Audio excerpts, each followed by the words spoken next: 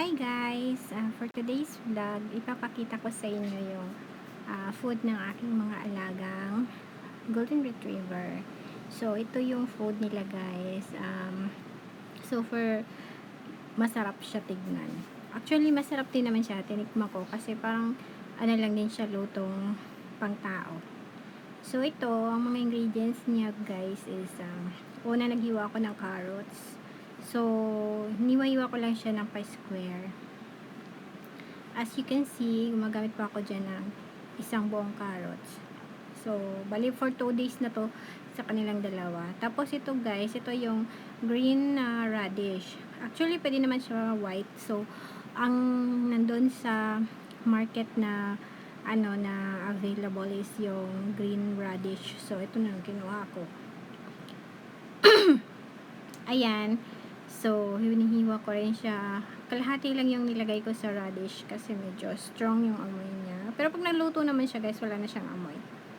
At saka, meron din siyang mga parsley. Nilagyan ko rin siya ng parsley. Mayroon siyang parsley. Kunti lang.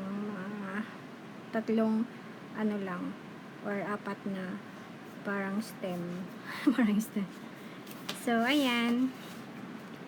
Ano pa ba yung nilagay ko dyan? Actually guys, favorite nila to. Pero, pinapakain lang to sa kanila ng gabi. Kasi sa tanghali or sa first meal nila, gatas at saka yung kibbles ang kinakain nila. Yung dog food sa atin. So, ayan, ang pinaka main ingredients niya guys is yung baka. Baka, yung steak. Kung sa atin, sobrang nahihirapan tayong bumili ng beef steak, pang beef steak. Ayan dito sa kanila guys. Ito lang yung inahalo sa pagkain ng mga aso. Pero masarap to guys ha. Hindi siya yung mga reject na ganito. Hindi. High quality siya na steak. Minsan nga nagluluto din ako ng sarili ko. Diyan gamit ng ganyang baka. Kasi madami namang binibili yung boss ko. So, minsan, pag nagkikrib din ako ng baka, ayan, kumukuha lang ako sa stock. Kasi marami naman.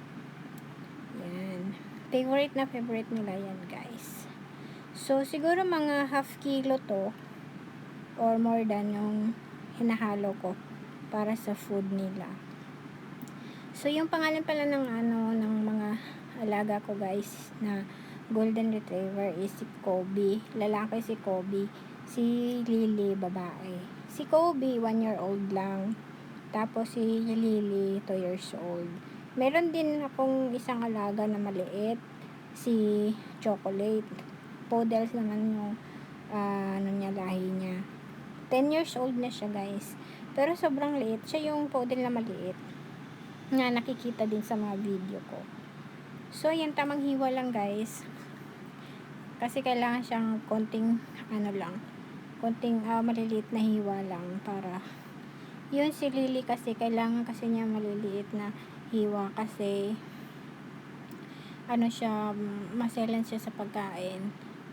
Tsaka kailangan sinusubuan siya guys kasi natatakot siyang kumain ng hindi sinusubo kasi may nangyari kasi sa kanya daw nung bata pa siya. Nakakain kasi siya ng coins and then naoperahan siya. Kaya parang may phobia na siyang kumain alone.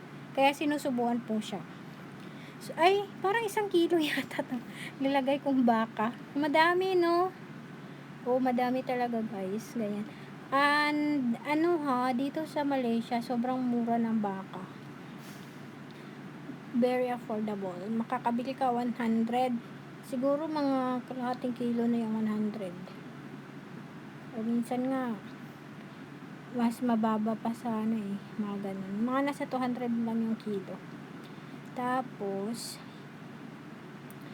kaya minsan din nakakasawa na din kumain ng baka. Ang mahal dito guys yung baboy. Tsaka hindi kami masyadong nagbibili ng baboy kasi mahal.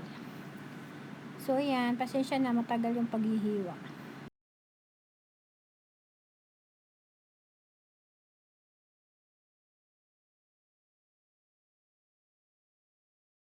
So, tinapos ko na yung paghihiwa ko guys. So, ayan na yung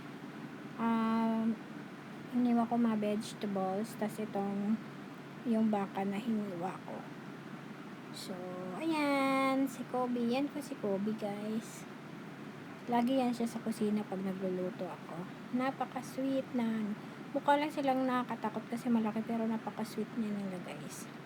So, niluluto ko siya sa rice cooker. So, ang nilalagay kong rice dyan, guys, is black rice.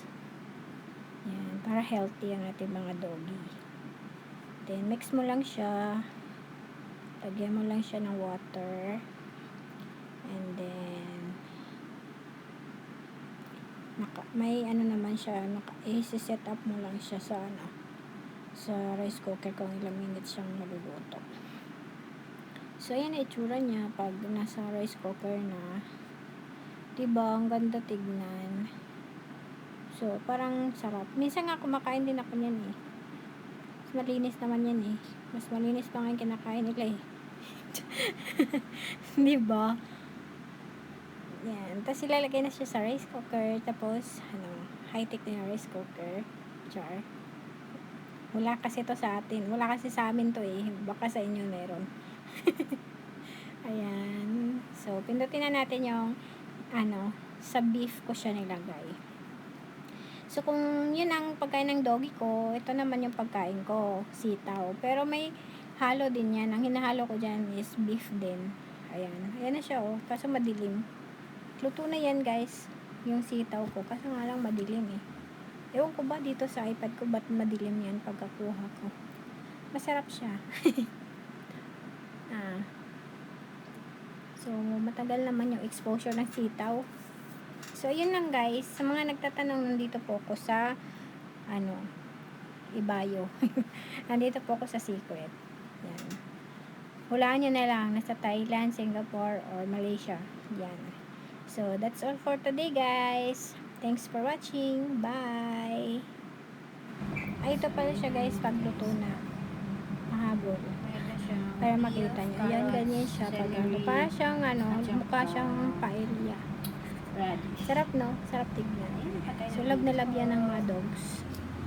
Sarap na sarap. Nilalagyan siya ng cables pag kinakain na nila. Para may maintenance din. So, ayan. Kakain na si Kobe. Si Lily, guys, nahihiya siya sa kanya. Hindi siya masyado nagpapakuha ng that's all for today guys. Thank you. So that's all for today's Bye. video. See you in my next Thanks vlog. for watching.